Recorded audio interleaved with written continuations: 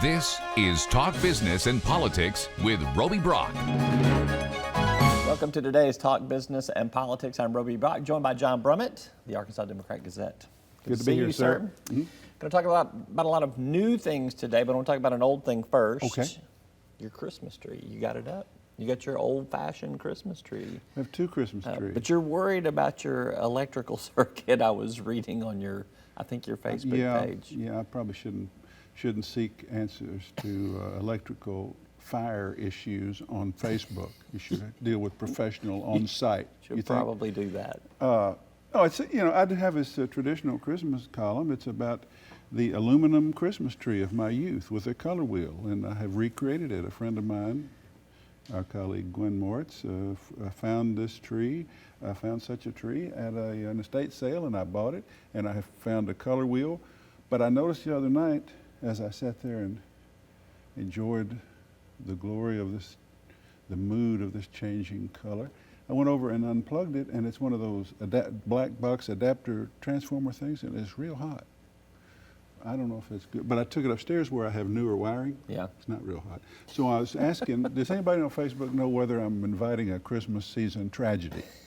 And I didn't get a clear answer. Oh, did you not? But I've got some. Perhaps from some people that don't like your writing, they were like, no, you need to leave it plugged in. It's no good. problem, John. Just keep it plugged in. I've got some expert assistance on the way.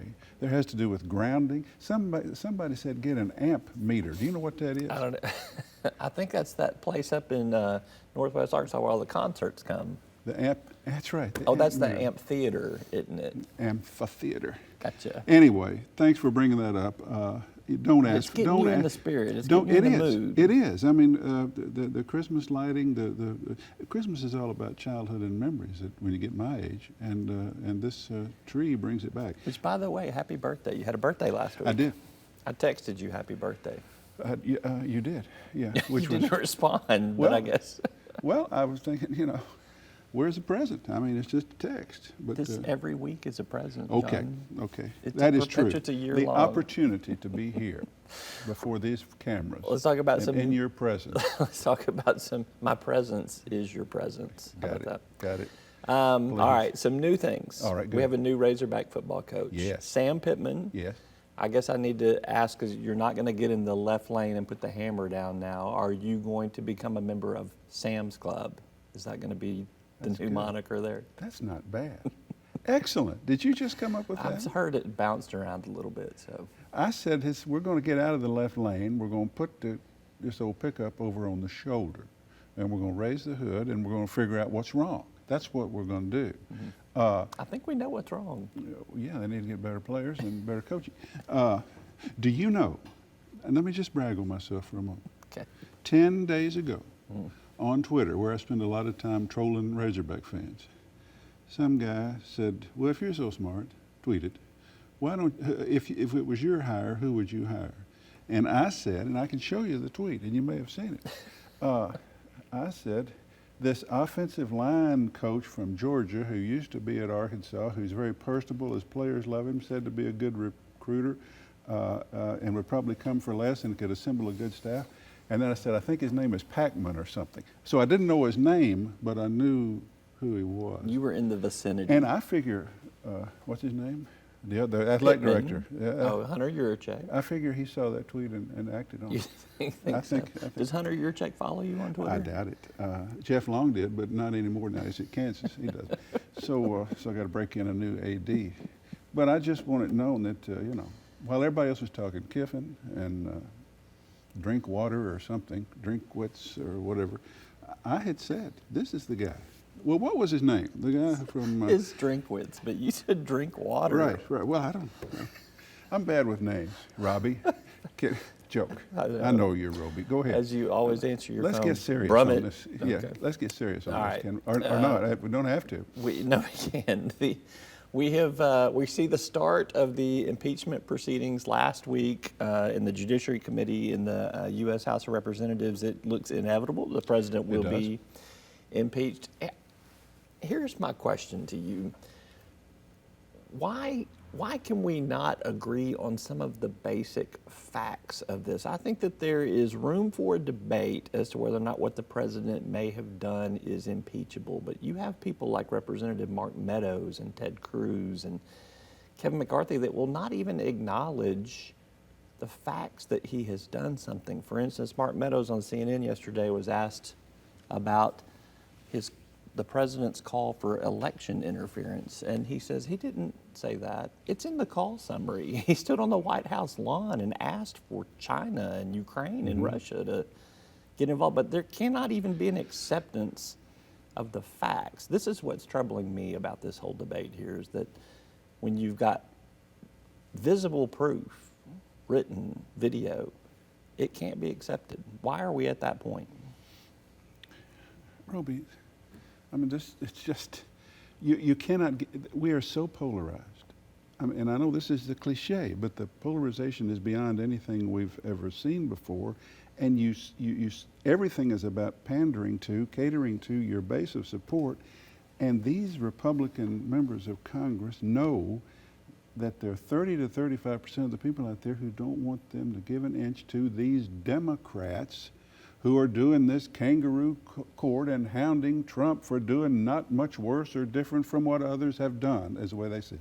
So to acknowledge that their facts are right and to then say, but it's not impeachable, which some sort of say. Well, Representative Rick Crawford's told me directly, the president did this. I don't think it's an impeachable offense. I think that's a fair debate to have. That's a debate. You've got leadership. Well, I'm just telling you, that won't even accept that. I'm just telling you, there is fear at the highest levels of the Republican Party in giving an inch. If you give an inch to Pelosi, who knows what she'll take next?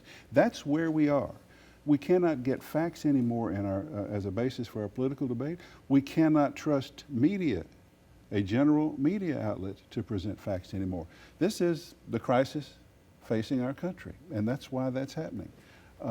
Obviously, Trump did just what it said. Now, you all decide whether it should be impeached, whether it's wrong, whether you should censure, what you should do.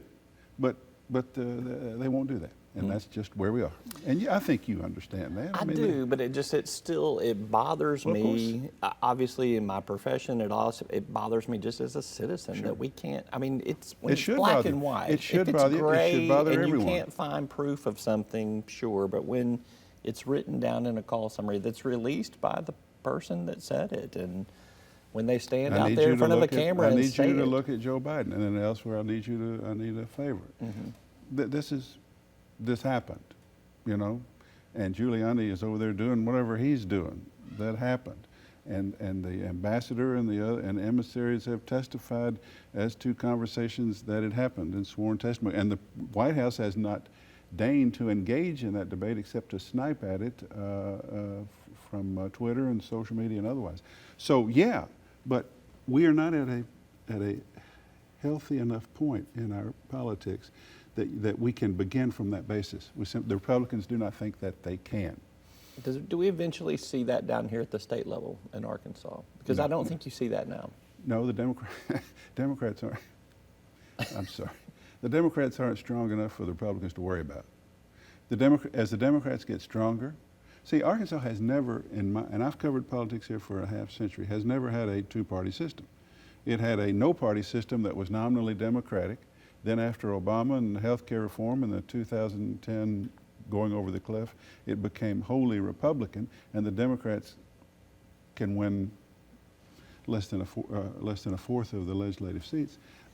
Then the Republicans don't have to worry about that kind of thing. If we get a healthy divide and the Democrats gain, and we get up to 55-45, where there's a lot at stake, and then there are a lot of play in the middle as to who gets those those few seats to decide to control the next election, we might see the same thing. The healing has to come from the top on this. Washington has to get better, and I don't know how it can or will. It's got to be post-Trump, I think. All right. What you got in the can for later this week on your columns? Anything? You tend to stay a little bit ahead of the just curve. One ahead right now. I'm thinking about doing one about how smart I was about the football coach thing. Sometimes I write about myself, but I'd rather not. Tomorrow is something that's not of statewide interest. It's but should be. Our colleague, a friend, Jay Barth, been given a significant challenge, an appointment by Mayor Frank Scott as the City Government of Little Rock's Chief Education Officer, to sort of be a facilitator among the city and the state and the school district, and to apparently take the lead on establishing this community school model in some of these failing neighborhoods where the schools aren't performing. I'll give him a lead for tomorrow. It's not clear what the job is, but it's clear that Jay Barth is perfect for it.